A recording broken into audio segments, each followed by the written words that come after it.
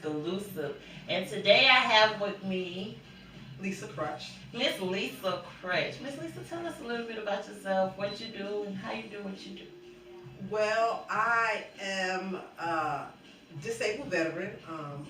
I do commercials for Wounded Warrior Project. I'm originally from New York. I was in the United States Army. Still I got got, to ask. I was injured in Iraq, and I'm actually retired, so I don't really do a whole lot of stuff per se, but I do a whole lot of stuff, if that makes sense to you. It makes sense. So I pretty much do what I want to do when I want to do it, but my side gig, I like to call it my side gig, I go around and I talk to people and give them interviews on what Wounded Warrior Project is and how you can go on their page, and if you're wounded, you go on there and become an alumni of Wounded Warrior Project. So what I do is I'm on what they call a national campaign team, and I go around and I do commercials for them, and I keep saying for them, but actually it's for me too because I am a Wounded Warrior. I am a Wounded Warrior. So I do it for myself too, and I do keynote speaking for them and just all around speaking engagements. Okay. So what branch was you in? I was in the best branch, the Army. Yeah. My dad was an E7. He passed away. Rest in peace. But yes, that is I'm a military brat. Oh, okay. So I want to know from the female side, what it's like to be in the military as a female. I don't think it was difficult for me being in the military as a female. I think what difficulties came apart for me would be after I came home from Iraq. Okay. Because after I came home, the United States Army was my side job. Okay. Like I was a reservist. I worked for New York City Transit. I drove a city bus for a living in New York. And so being in the military was something I always wanted to do. So that was like my second job, my side hustle. Okay. Never thought that I would go to a war. And so, I got orders and I went to a war. But I never really experienced, for me, any real difference in the military being a female. Nothing major. Right. What the difference for me, the problems I should say that I encountered was when I came home and people say, oh, you was in a war, you a female. They don't let women, Right. They don't let women on the front line, that's false information because I am a living witness. I was the 50 cal gun on the back of a gun truck in the middle of a war. Yeah, listen.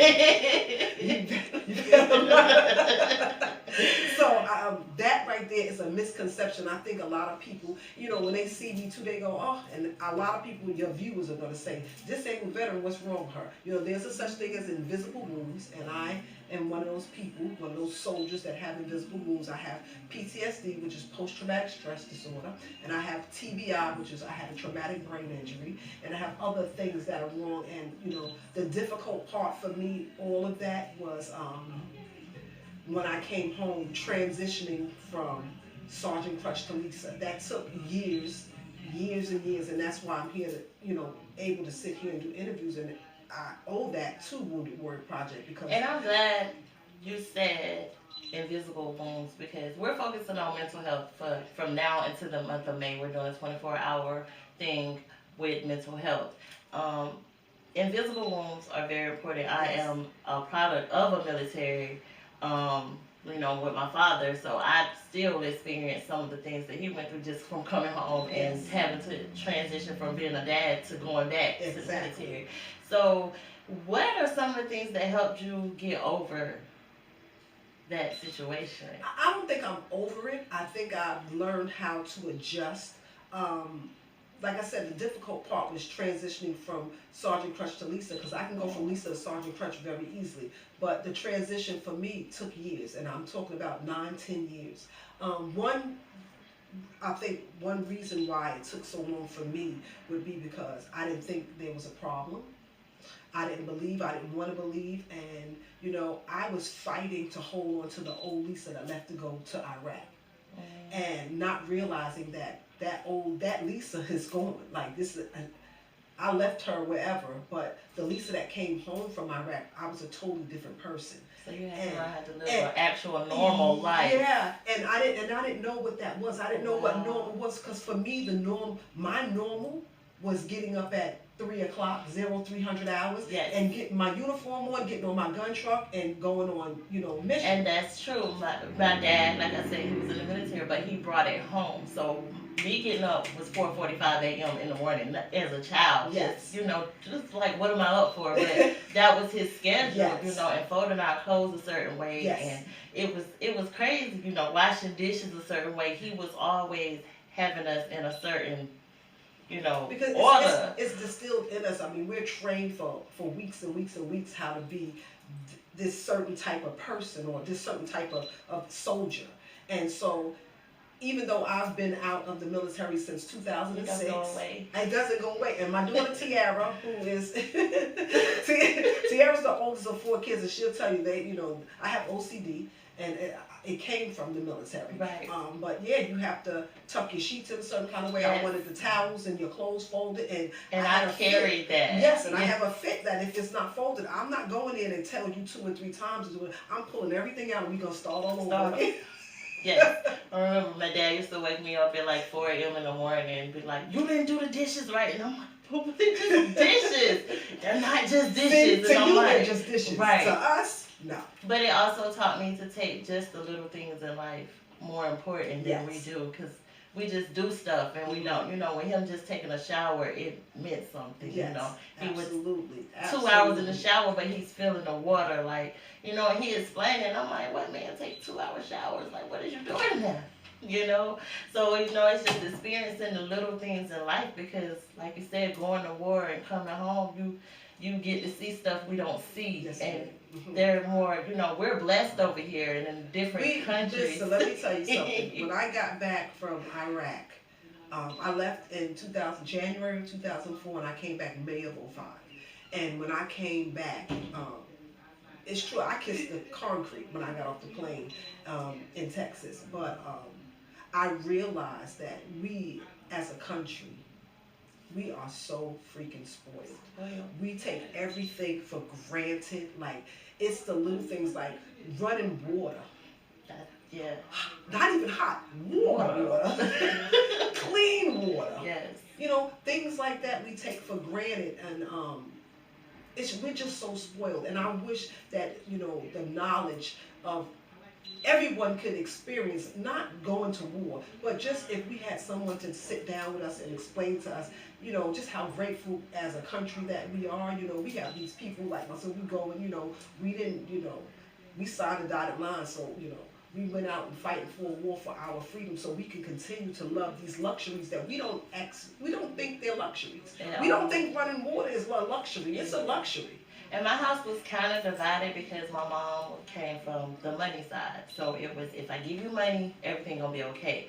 But my dad taught me the value of things. So I took things a little more serious. And people are like, why are you always so serious? And it's like, because that meant something to me, just down to the littlest teddy bear. Like, the fur on the teddy bear. Or how did they make this? Yeah. Like, stuff like that. He taught me that side. So my mom was like, son, I want you to be crazy. And I'm like, no, I'm not crazy.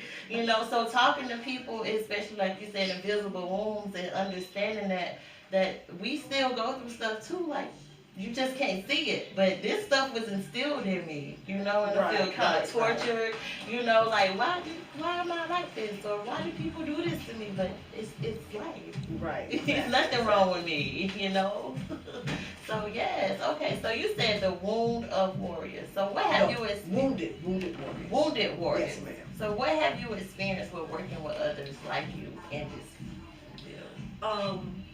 When you say working with others, what do you mean working? Have you, you said you interview them as well? Oh, no. I don't interview wounded warriors. They interview you? No, ma'am. People interview me, like yourself, like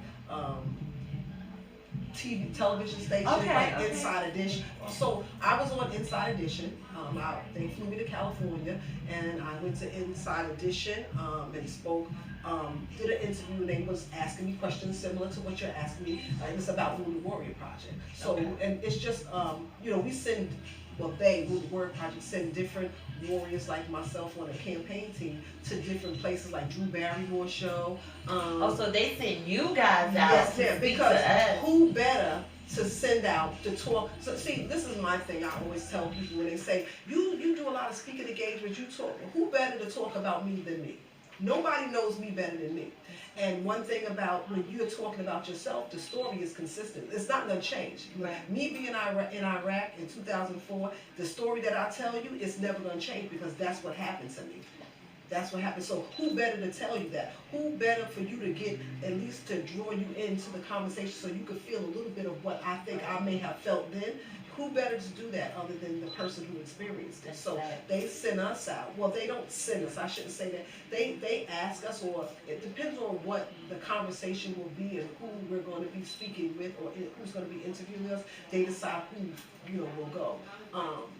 So we do a lot of things for, donor dollars. So, they've helped me. They sent me to different programs so that I can sit in front of you. Like, I was locked in my house for a long time. I wouldn't come out. Wow. When the Word Project, they sent me, reluctantly I didn't want to go, but, gratefully I went. And these programs, only reason why I was able to go and a lot of other soldiers is because of donor dollars, people that donated. So we go with that in mind, and hopefully someone will hear my story and they'll want to donate money to Wounded Warrior Project. So we went on, I was one of the people who went on Family Feud with Steve Harvey.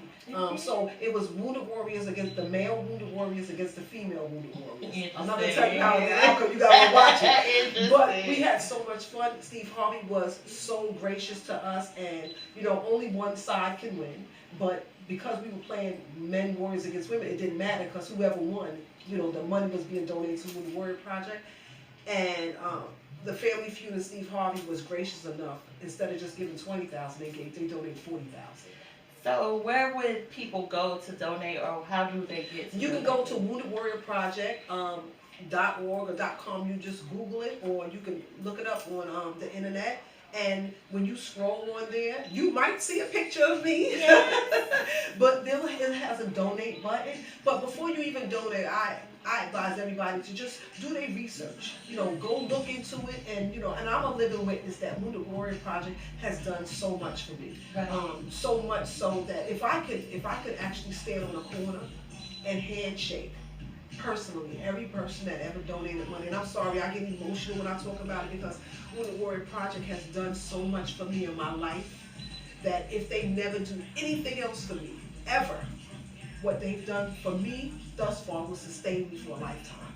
They've helped me like in ways that it's hard to explain. And it's crazy, and it's okay to get emotional because being in the military or the army, you guys give so much Yes. of us that we don't see. Yeah. So for people to just want to give back, that's amazing. Yeah. So that was going to be one of my next questions to you. Like, is there ever a time that you're speaking that it makes it difficult for you to speak?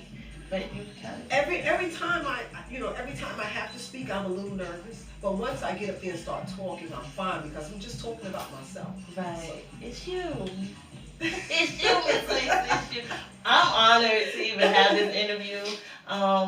If there's anything else that you want to tell us, or if you can leave us with 3 things today with being who you are and standing for who you are, what would it be?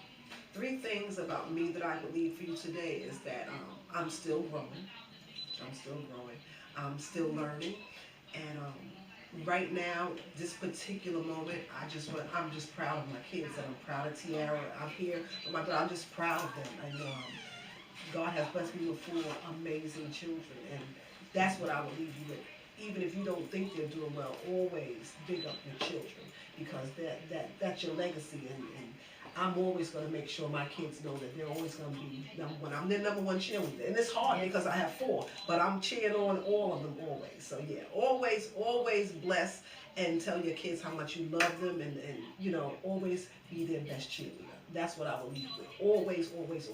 Because at the end of the day, family is everything to me. And when I say family, I don't just mean my kids, and I mean family, my military family. I mean family, everybody. Family is everything. Right. Everything. And if you continue to live, another year or 2, always remember that, happiness and family and peace of mind is important. important. But thank you, Miss Lisa, for sitting down with me You're today and sharing your story. It will be flashed everywhere. We got On Our Radar, Power 904, and of course, you're in the den with me. So, you guys, I appreciate you. Where can they follow you at or find you if they want to read about what you're doing? Well, I Google very well, so you can Google Lisa Crutch. I have an Instagram account, Sergeant Lisa A. Crutch, and I'm on Facebook, just plain on Lisa Crutch. But you can Google me. I Google very well. All right, guys, you heard it here first, right here in the den with me at the casting call with RDB.